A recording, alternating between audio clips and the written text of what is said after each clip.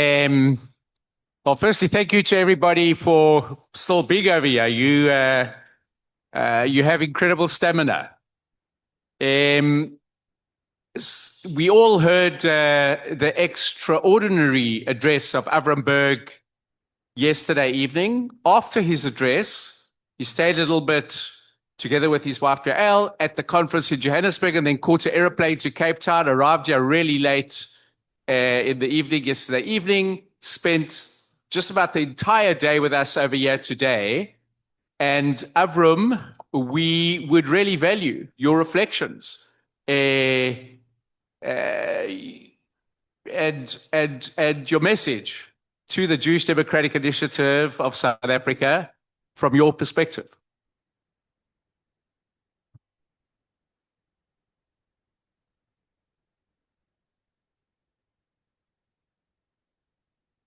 Do you know why the deliberations in the Knesset are so long? I heard it yesterday, sorry. Listen, we've been here through two marathonic, exhausting days, and actually we explored many ideas. You asked me, to my very humble opinion, and as was said once in the British Parliament, and there is a lot to be humble about, none of them is dangerous. Very, I will not say mediocre, but very good ideas. So what's the problem? We're threatened by undangerous ideas. And why? So we've seen that there are good ideas. So we have to realize that it is not so much that the ideas are dangerous as much as people are afraid. So we have to address not the ideas, but the recipients who refuse to receive them. What troubles them? There are those who are afraid of any change. They love the uncomfortable comfort zone. Okay, let them have fun. And there are those who do not have the patience to wait for the change. And therefore they say, let's stick wherever we are. I remember when Ehud Barak was elected prime minister in 1999. And he was elected Tuesday, and Thursday, 2 days later, there was the meeting of the Central Committee of the Labour Party in order to celebrate, to declare, to whatever it is. And I was running before the convention. I was running along the seashore in Tel Aviv, and I was running, and two young men stopped me. Burg, stop a minute. And I hate stopping during running, because then it's difficult to resume the running. I drop dead. They stopped me. They really blocked me. So I said, yes. He said, we're very disappointed. I said, you don't even know me. What are you disappointed from? They said, listen, your entire campaign was about how the state is stuck, and you are going to bring a change. It was Tuesday, today it's Thursday, and nothing is changed, nothing is different. Okay, so people have no patience for the change and the process and the whole time needed in order to move from point A to point B, and therefore they say, let's not even depart, not even take this train. And between these and those who are reluctant or afraid of any change, and those who do not have any patience to wait for it, they don't like any new ideas. But what we discover, it is not just that people are reluctant to accept them. Sometimes it's difficult to find courageous people to present, represent, and defend these ideas.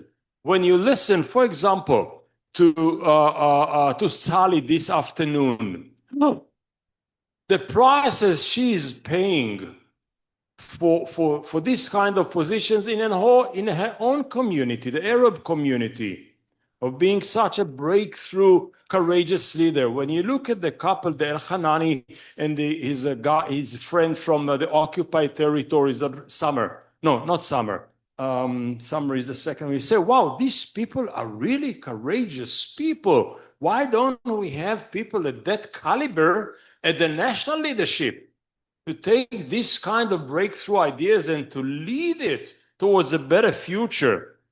And when you look at those people who are afraid to represent these ideas and those people who do not like to accept these ideas, you ask yourself, who is the real Pollyanna? Those who avoid the needed and those who really have the courage to stand for it. They tell us you are Pollyannas and you live in utopia and it's a Bobe Mises and you name it, whatever it is. But eventually, those who actually refuse to see the reality the way it is are them. And we offer a different observation, a different point of view, maybe even a different window towards a different landscape and view. And saying that, I will say that in a moment like this, that was captured beautifully in these last 2 days, both here and Johannesburg, we are in a kind of a very unique moment, Jewishly speaking. We're in a moment which is very prophetic, and we are in a moment which is very philosophical. What is prophetic about it? Here is Ezekiel, one of our prophets. And I'll read you a quotation of his chapter 33. Then the word of the Lord came to me, Son of man, Ben Adam, the people living in those ruins in the land of Israel are saying, Abraham was only one man, yet he possesses the land, but we are many. Surely the land has been given to us as our possession. Abraham got a promise as a one. We are so many. We are the majority. We are the overwhelming majority. For sure, it belongs to us because numbers are very persuasive in any political system. This is not written in the Bible, okay? This is interpretation, okay? Therefore say to them, this is what the sovereign Lord says. Since you eat meat with blood still in it, and look to your idols and shed blood, should you then possess the land? You rely on your sword. You rely on your sword. You do detestable things. Should you then possess the land? The key for possession, the political presence in that corner of the world, the land of Israel, is not about numbers. It's not about demography. It's about a moral behavior and a moral conduct of how you perform your political system. And if you are immoral and you do on this land detestable things, you will not possess it. That's a prophecy. Never mind how many you are. You might be billion and all mistaken. You might be one and it's the right one. That's a prophetic moment. This is what this room tells us. Our persuasion is not about numbers. It's about the argument. It's about the morality of it. It's about the ethics of it. And it's also a philosophical one. Many years after Ezekiel, in the Middle Ages, 11th, 12th century, Rabbi Yehuda Halevi, a poet, a philosopher, a spiritual leader in Spain of the time, writes the book of Kuzar, which is a fascinating book, apologetic, explaining why we are so nebbish, okay? How comes the two daughters of ours, Christianity and Islam, are so prosperous and big and persuasive and powerful, and we, nebech, Yidden, okay? I mean, what's wrong with us? Why doesn't it work? And he writes a beautiful story about the king of Kuzar, which is somewhere in the Crimea Peninsula, trying to find the real truth. And he invites the philosopher, the rabbi, the Muslim philosopher, the Christian one, and asks them questions. And eventually persuaded that Judaism is the religion and convert into Judaism. Happen or did not happen is secondary. Then in part of the conversation, him and the rabbi, he asks the rabbi, what's so unique about you? Says the rabbi, unlike all the rest of the nations, we are really meek. We are really humble. And we do not kill. After the king stopped laughing because he thought it's a stand-up comedy given by a rabbi, he said, "Kshetimtza yedchem taharogu." When thy hand shall find it, thou you shall kill like the rest of the nations. It's a question of controlling your passion that I'm not at all sure, said the king of Kuzar to the rabbi, that you will behave differently if and when you will have power at your hands or you have swords in your hands. And when you look at this combination of Ezekiel preaching against the mistaken majority, and the king of Kuzar telling, guys, you're not different than the rest of the nation, and never again is not just never again for Jews, because you Jews, like the rest of the nation, might be persecuted and might be persecutors. In a moment like this, you ask yourself, if this is the Israeli reality, which has ripple effects on the life of each and every one of you and each and every one of us, because we kill, and we kill in ways that we heard today and we read in the news in the last couple of decades and last couple of years and last couple of days, in ways that are not, we cannot justify it, unjustifiable ways, and numbers and quantities and ferocity and maliciousness. You ask yourself, so what is my role? What is my role as a human being? What is my role as a Jew? The first thing is, don't lose hope. You here in South Africa, more than many, you know how slow change is. Don't expect, like these two voters of Barack, an overnight, over 2 nights change. It takes longer. Sometimes it's very frustrating. Sometimes it takes too long. But eventually it comes. But beside patience and perseverance, there is something much more augmented, much more complicated than just passive waiting. And this is, can we, should we, can you be part of the resumption of a new Jewish equilibrium? The equilibrium that will reintroduce diasporism into the Jewish equations. Let me explain. This is not the seminar and this is not the festival in which we are going to discuss the pluses and the minuses of the notion of nation state, which is a fascinating story which nation states all over the world are changing in front of our eyes. In each and every place we see it, something is happening to this 200 years old or 250 years old idea. But at least when it comes to us, the nation state of the Jews failed to deliver 3 promises it made: the personal security, the collective existential reality, and the relationship between Jews and the rest of the world.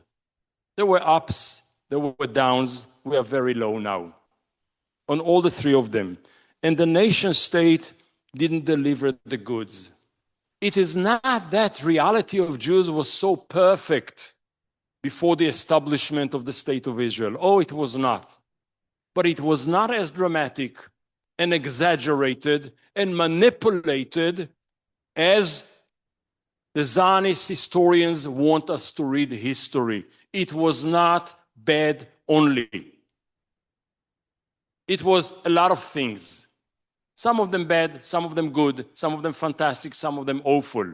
But it was not that the Jewish history is first destruction, second destruction, Masada, Bar Kokhba rebellion, Holocaust, and the state of Israel. Oh no, this was not the history. The history was much more richer, augmented, and complicated.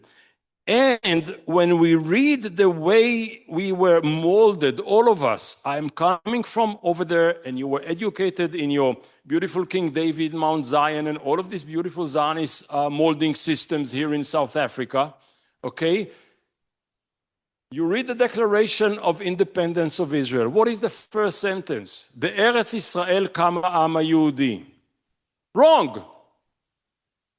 The first line is a semi-deception. The Jewish people was not formed in the land of Israel. Abraham discovered this God outside of Israel, in Mesopotamia, in Iraq. The tribes were born outside of Israel. The tribes became a nation in Egypt, outside of Israel. The Torah was given in Sinai, outside of Israel. From the two Talmuds, the Jerusalemite one and the Babylonian one is much more important than the Jerusalemite one. And the 2,000 years of rabbinical Jewry was not created in the land of Israel. The Jewish people was formed outside of Israel. Yes, it was a magnet. You can say, according to modern technology, it was a charging point, okay? Every now and then we came back, we charged, and we continued driving till the end of the battery, okay? And then it came back to the charging point. But nonetheless, it didn't happen there. The Jewish people, in its very deep existence, is you more than me. But in the last 70 years, especially since the 3 years of 45 to 48, this was all put aside. Zionism, and we heard the Bund resistance to the Zionist idea, but Zionism rejected and negated the very legitimacy of the existence of diaspora. So we eradicated Ladino, which was the Jewish dialect. We eradicated and erased the Yiddish and the importance and the significance of diaspora. But what is it there in diaspora? As much as diaspora was so difficult, and I know it's a play of words, and diaspora is what exile became when it became a bit more comfortable, okay? Before it was a Gola, it was exile. Then it became a bit more comfortable. You became diaspora Jews. Fine, no problem with me. However, as difficult as part of it was, and as comfortable as part of it was, diaspora Jewry and diaspora Judaism was the interface between Jews and Judaism and the rest of world cultures. This is where the exchange program happened. We gave out, we got in. Philosophically, theologically, culturally, you name it. From food to philosophy. And as they say in Yiddish, both in F. Okay? We got it all from there, inside and outside. We influenced world cultures, and we were influenced by the cultures of the world. And it happened all over the interfaces between Jews, wherever they lived, and the environment around them. I asked, and this kind of interaction between us and the rest of the world promoted the Jewish culture and civilization and contributed a lot to the progress of world societies. When it comes to civil rights, when it comes to ethics, when it comes to so many things. When you go to the Museum of Holocaust and the genocide here, what do you see on the wall on the Rwandan side? Raphael Lemkin, a Polish Jewish lawyer, Holocaust survivor, who introduced the notion of crimes against humanity, genocide, etc., as an outcome of the misery of his own family and our own people, and a contribution to the rest of the family of nations. So this is an interaction, and it's one example of among many. He told me, Albi Sachs, who was here with us this morning, he told me, my Judaism is Karl Marx, Freud, Einstein, and the cookies of my auntie. Fine, okay? I will add two more things, Mel Brooks and Halva. Okay, so since I cannot use Woody Allen, so not anymore. But I will say that part of our responsibility is never to stop to be the moral compass for the world in general and for us in particular, even though the establishment doesn't like it so much. Especially when they do not like it so much. They have to hear it even louder. When I say that, our role is never to stop to bring to the world big, dangerous ideas and great, courageous people that will change the world, that will metaknim et ha'olam, will repair the world, and will be partner to other people who repair the world all over the place. I love to see Avram Yoshua, loved to see Rabbi Heschel marching together with Martin Luther King Jr. I loved to see Ronnie Casriel and Helen Sussman and Albi, my friend, alongside the transformation and the forces who brought it over and in time, not retroactively and retrospectively. These are the kind of people, this is the kind of alignment that I'm looking for even at that time. And when Samer Sanjalani tells us, listen, it's possible, this is the path that I want to walk with. This is exactly what we are looking for. He extended a hand. Where is ours to shake it back? The political one, the ideological one, the moral one. And when I look at the world, I would say, maybe your community has something that many other Jewish communities around the world do not have. And this is why this festival happens here and doesn't happen in other places.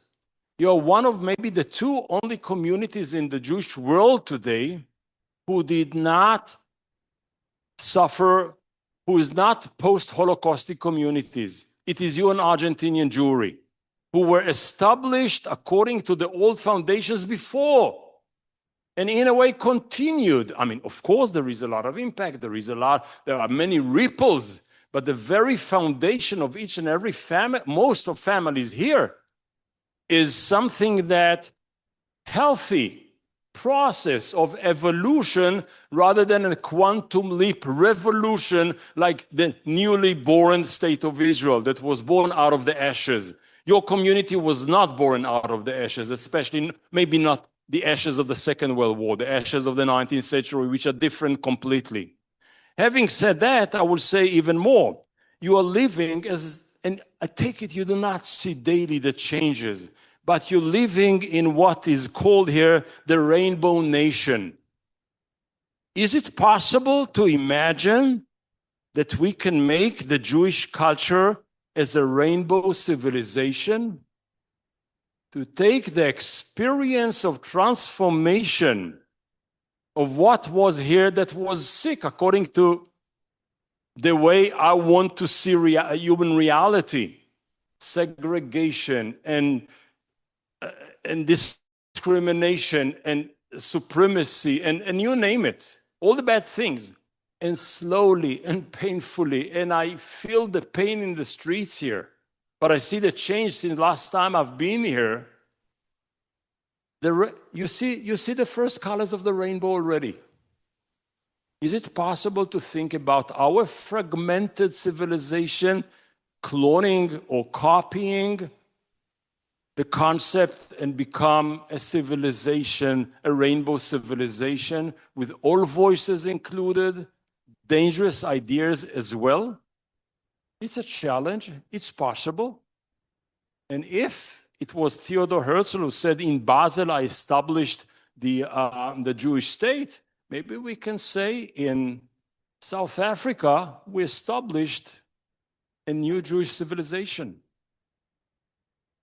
And when you say Halevai, I give you a direction. It was Henley who, I put it like this, one of the most beloved intellectual of our generation for me is Clint Eastwood. Not because when I was a little boy, there was the good, the bad, and the ugly, you remember? And you remember the melody of it. Na, na, na, na. My mom was sure that this is a Jewish Hasidic melody. Ay, ay, ay, ay, ay, ay, ay, ay. She was sure, I mean, no doubt, unequivocally so, okay? Ay, ay, ay, ay, ay, ay, ay, ay. However, our Clint Eastwood, who made the Invictus, he was the producer of the Invictus, took William Aaron's Henley poets and put the words, this is the song of the movie. Just couple of quotations. Beyond this place of wrath and tears looms but the horror of the shade, and yet the menace of the years finds and shall find me unafraid. It matters not how strait the gate, how charged with punishment the scroll. I am the master of my fate. I am the captain of my soul. Isn't it our motto? Let's go for it. Thank you very much for beautiful, beautiful, meaningful days. תודה רבה.